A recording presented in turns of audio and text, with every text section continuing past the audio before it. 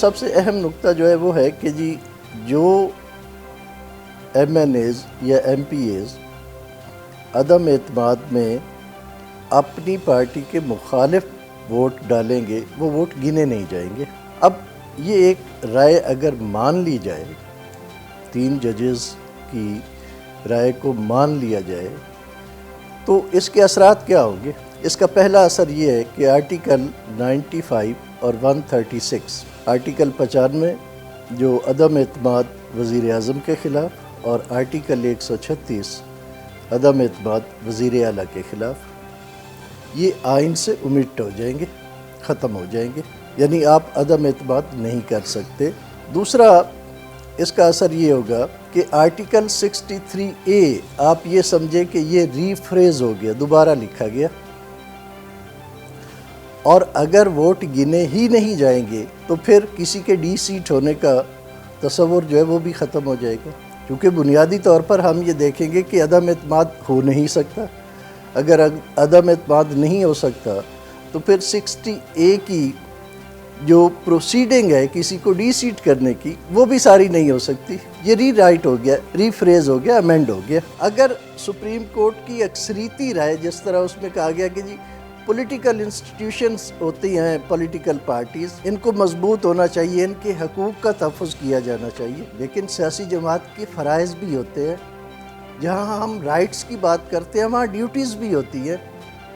Rights with out duties کہیں بھی نہیں، نہ مذہبی طور پہ ہے نہ معاشرتی طور پر ہے۔ کوئی معاشرہ ایسا نہیں ہے کہ جس میں آپ اپنا حق تو مانگے لیکن آپ پر کوئی فرض عائد نہ ہو، آپ کی کوئی ڈیوٹی نہ ہو۔ آپ اپنے، وہ کہتے ہیں نا فرسٹ ڈیزرو دین ڈیزائر، یعنی پہلے آپ اپنے فرائض پورے کریں، اس کے بعد اپنے حقوق کی بات کریں۔ تو اسی طرح سیاسی جماعتیں جو ہیں 17 آرٹیکل کے تحت جب اپنے حقوق کی بات کرتی ہیں یا ان کے حقوق دینے کی بات کی جاتی ہے تو ان کے فرائض کے بارے میں بھی پوچھا جانا چاہیے کہ کیا ان اکارڈنس ود دی لا، یہ الیکشن ایکٹ کے تحت اس کے حقوق اور فرائض جو ہے وہ متعین کر دیے گئے کہ ایک سیاسی جماعت کس طرح سے تشکیل پائے گی، اس کے حقوق کیا ہوں گے اور اس کے فرائض کیا ہوں گے۔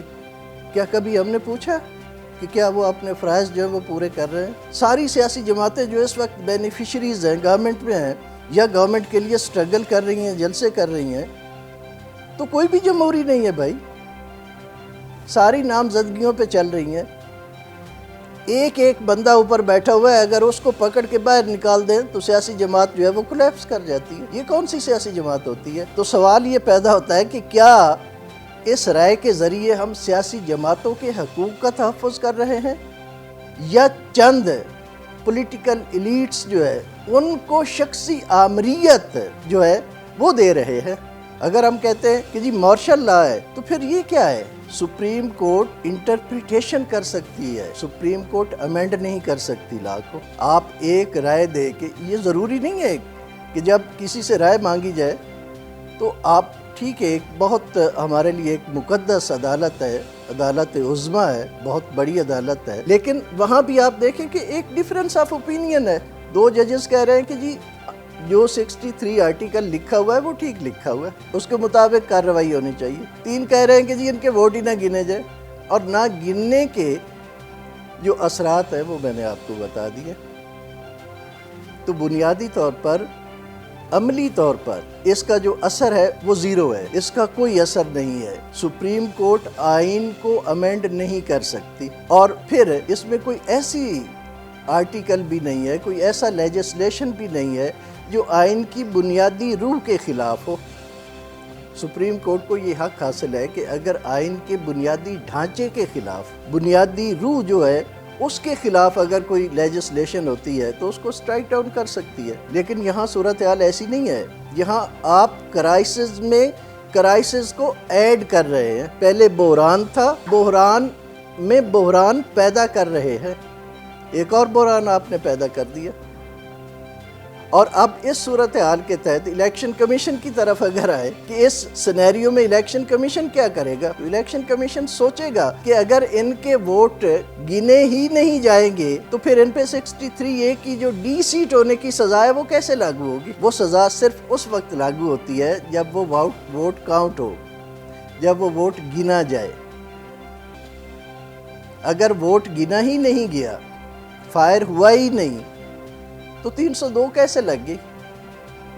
تو الیکشن کمیشن نے شاید اسی لیے جو محفوظ فیصلہ تھا اس کو ریکنسیڈر کرنے کے لیے اگین نوٹسز ایشو کیے ہیں جو فریقین ہیں ان کو، کہ اس فیصلے کی روشنی میں یہ دیکھا جائے کہ اگر ان کے ووٹ نہیں گنے جاتے تو پھر جرم تو سرزد ہوتا ہی نہیں ہے، اور جب جرم ہی سرزد نہ ہو تو پھر سزا کیسے دیں گے؟ ہمارے ہاں بہت سارے فیصلے جو ہیں وہ عدالتیں ہیں، ان کی مرضی ہوتی ہے، کبھی وہ میرٹ پہ کرتی ہیں، وہ کہتے ہیں جی ٹیکنیکیلٹیز کو چھوڑے، میرٹ پہ ہیں، یہ بہت بڑا ظلم ہوا ہے، اور کبھی وہ کہتے ہیں کہ نہیں جی یہ تو ٹائم بارڈ ہو گیا، ظلم جتنا بڑا ہوا ہے اس کو آپ چھوڑیں، ٹائم بارڈ ہو گیا ہے۔ کبھی ٹیکنیکیلٹیز پہ ہوتے ہیں، کبھی تو جو سچویشن سوٹ کرتی ہے ان کو اسی پہ وہ چلے جاتے ہیں۔ موجودہ صورتحال جو ہے یہ وہ کہتے ہیں نا نشہ بڑھتا ہے، شرابیں جو شرابوں میں ملے، تو بحران در بحران در بحران در بحران۔ انگریزی میں صرف آپ جو ہے وہ آئی کی جگہ ای کر دیں نا اگر کرائسس میں، تو وہ جمع ہو جاتا ہے۔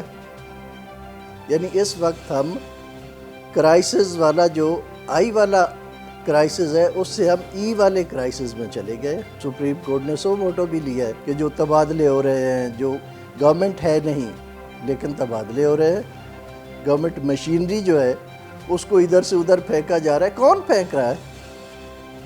اگر پنجاب کی صورتحال لیں تو اس وقت تو کوئی ڈیجورو وزیر اعلیٰ رہا ہی نہیں ہے، جسے ہم ڈیجورے وزیر اعلیٰ کہتے ہیں، جو قانونی اور لیگل اور کانسٹیٹیوشنل وزیر اعلیٰ وہ تو ہے ہی نہیں۔ ایک ڈی فیکٹو وزیر اعلیٰ کام کر رہا ہے، اور ڈی فیکٹو وزیر اعلیٰ جو ہے وہ گورنمنٹ مشینری کی اتھل پتھل کیسے کر سکتا ہے؟ اور جو نوٹیفیکیشنز ایشو ہوتے ہیں in the name of governor, whereas کہ گورنر تو کوئی ہے ہی نہیں، ایک کو آپ نے ہٹا دیا، دوسرے نے چارج لینے سے انکار کر دیا، تو کیسے آپ کر رہے ہیں؟ تو اس وقت سارے معاملات جو ہیں وہ یوں لگتا ہے کہ سپریم کورٹ اپنے ہاتھ میں لے رہی ہے۔ جب آپ ایک آرٹیکل کی بات کرتے ہیں کہ جی آپ کہتے ہیں آرٹیکل 224 میں لکھا ہوا ہے جی 90 ڈیز، ٹھیک ہے، آرٹیکل 224 میں 90 ڈیز لکھا ہوا ہے، لیکن آرٹیکل 213 میں 120 دن بھی تو لکھا ہوا ہے نا۔ آپ نے 120 دن میں الیکشن کمیشن کے 2 ممبر نہیں لگائے تو آئینی خلاف ورزی ہو گئی۔ آرٹیکل 51 میں یہ بھی لکھا ہوا ہے کہ اگلا جنرل الیکشن نئی حلقہ بندی پر ہوگا، تو آپ نے وہ بھی تو کروانا نا۔ تو جب آئین آپ کو روک رہا ہے آپ اس کو رونتے ہی چلے جائیں گے، اور جب ایسی سچویشن ہوگی تو آپ اس سب کے لیے جو ہے سپریم کورٹ جائیں گے۔ تو اس کا مطلب ہے کی آف دی سلوشن جو ہے وہ آپ کی سپریم کورٹ کے پاس چلی جائے گی۔ پھر سپریم کورٹ کی مرضی ہے وہ ایمرجنسی لگائے، پریزیڈنٹ کو بااختیار کرے، آپ کا سارا پارلیمانی نظام لپیٹ دیا جائے۔ شاید سسٹم کا فیصلہ بھی سپریم کورٹ ہی کرے کہ اس ملک میں کون سا سسٹم ہوگا، کیونکہ جب آئین کو تبدیل کرنے کا بھی انہوں نے ذمہ لے لیا ہے کہ جی اب آئین ہم تبدیل کریں گے، اور انہوں نے کر کے دکھا دیا ہے، تو اس کا مطلب ہے پھر سسٹم بھی وہی طے کریں گے کہ یہاں کون سا نظام ہوگا۔